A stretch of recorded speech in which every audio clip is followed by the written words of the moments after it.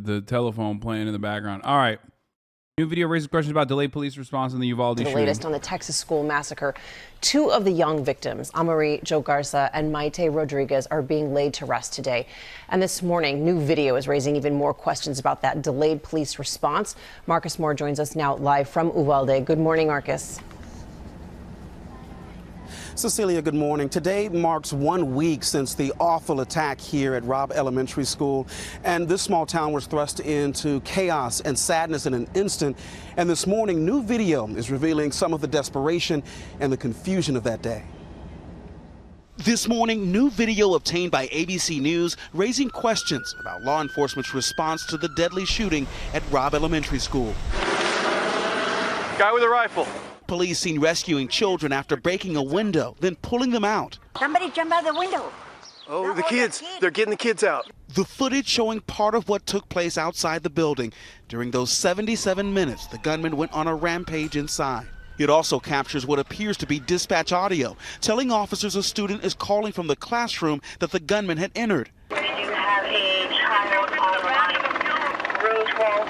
Are we able to, is there anybody inside of the building? Child is advising he is in the room for... Oh, that's crazy. So they did know. Oh, so dispatch did inform. Interesting. That's crazy. An ABC News analysis of the video shows that was at approximately 12:13. 8 to 9 children. Again at 12:16, she's called back and said there was 8 to 9 students alive. But 19 students and 2 teachers lost their lives. Texas authorities say the school district police chief wrongly believed the situation was no longer an active shooter and had ordered tactical teams not to enter the classroom while the children desperately called 911 for help. It was a wrong decision, period. There's no excuse for that. The rampage finally stopping when sources say federal agents decided to go in and fatally shoot the gunman. Now the Justice Department is reviewing law enforcement's response. Just 2 months ago, Uvalde School District hosted an active shooter training for their 6-member police force. The Corps stating officers' first priority is to... So, the rules of engagement, here's what they're going to say. The rules of engagement in an active shooter situation is different than a situation where there's a gunman that is barricaded. Okay? That's the reason why everyone is now hyper-focusing on the fucking dude. And saying like, well, he switched it and he said it wasn't an active duty, it wasn't an active shooter situation. Except it doesn't fucking matter because the shooter was already kept shooting. And also, phone conversations, 9/11 phone calls, straight up fucking showed that there were kids in there. So the idea that like, oh man, it was just this one guy who like didn't realize it was still a fucking... It was not an active duty situation. Like, it's bullshit. It's bullshit.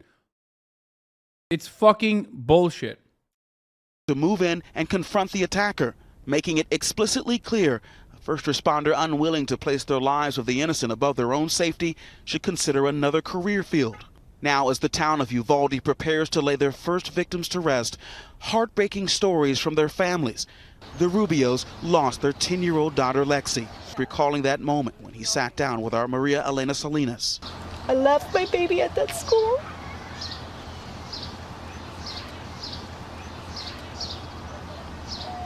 I'm her mom. She can't make good decisions. Who else is there to blame? 9-year-old survivor Daniel Garza, who lost his cousin in the shooting, telling us what it was like as students waited to be rescued. His teacher Elsa Avila was shot 2 times but survived, locking the door before the gunman could get in. She ran to the door quickly. She got her key. She broke the key in, and then she was running because she got shot, and then she just like dropped on the floor, and then she was like playing dead. Following his visit with the families, President Biden calling for Congress to act, saying he's hopeful rational Republicans will negotiate. The pain is palpable, and I think a lot of it's unnecessary. So I'm going to continue to push, and we'll see how this works. A bipartisan group of lawmakers is going to meet again today to continue negotiations on a legislative response to the massacre that happened at this school.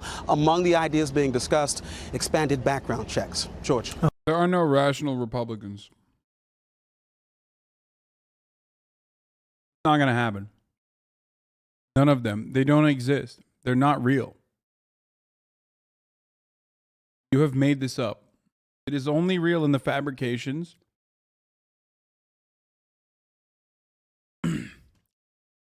of the Democratic Party.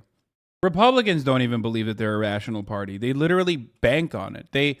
Republicans straight up are like, we're not rational, dog. Like, we're crazy. I'm fucking psychotic, brother. I am out of my fucking mind.